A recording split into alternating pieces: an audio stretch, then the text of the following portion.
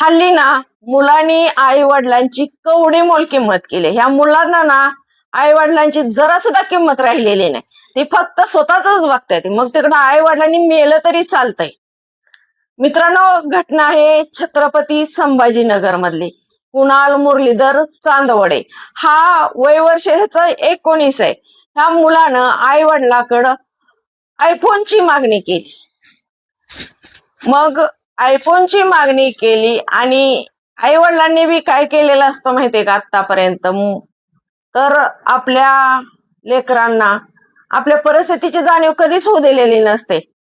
का तर आपल्या वंशाचा दिवा आहे म्हणून काय पण करायचं. इकडं कुणाचं शेण काढायला जाऊ द्या, वडील कुणाच्या साला राहू द्या, आई खुरपायला जाऊ द्या, पण ते आपल्या पोटचा झार आहे आणि तो शाळा शिकून लय दिवा लावतोय म्हणून ना त्याच्या इच्छा पूर्ण केलेल्या असते त्या.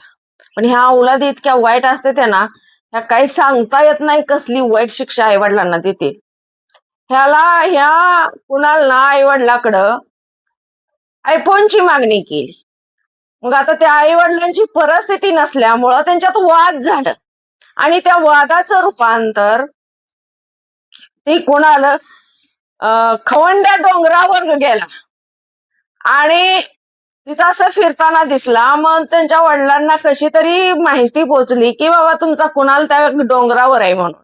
तर तिथं त्याचे आई वडील पोचले तर आणि त्याला विनंती करतात की बाबा तसं करू नको, असं करू नको, आपली परिस्थिती नाही, आपण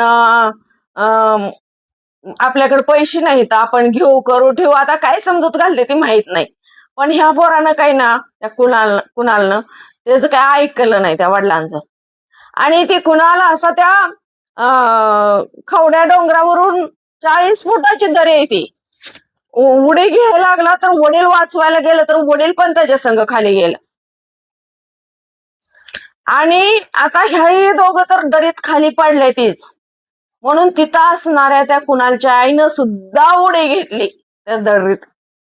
मग विचार करा तुम्ही, आज त्यांचं कुटुंबच उद्ध्वस्त झालं का नाही.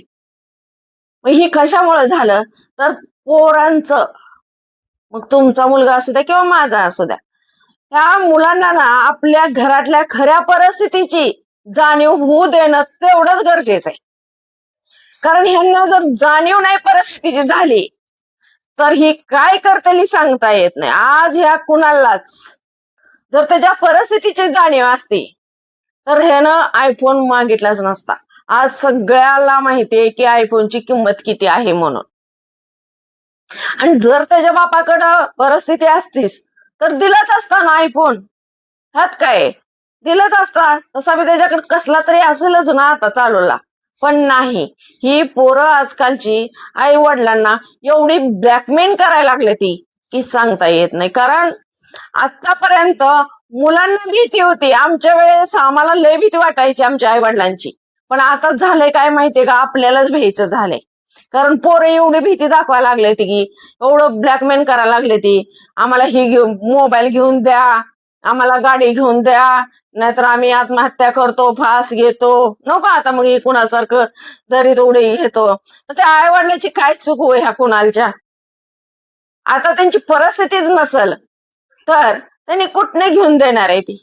मला एवढंच ह्या कुणालच्या घटनेवरून सांगायचं आहे की प्रत्येक आई वडिलांनी आपल्या परिस्थितीची जाणीव मुलांना वारंवार करून देणं गरजेचं आहे. नाहीतर मग पुढे जाऊन अशा संकटांना सामोरे जायला लागतं. आणि मुलांनी सुद्धा जरा तरी आपल्या परिस्थितीची जाणीव ठेवायला पाहिजे. आपल्या जरी आई वडिलांनी आपल्यासाठी काहीतरी लोकांचं शेणघाण काढून, लोकांची कामं करून, काबाड कष्ट करून आपल्याला आई वडील देतात म्हणून तुम्ही सुद्धा पोरांनो हे असं टोकाचं पाऊल उचलणं अत्यंत चुकीचं आहे. कारण तुम्ही सुद्धा कुणाचे तर आई वडील होणारच आहेत पुढे जाऊन, ही विसरू नका. जय शिवराय.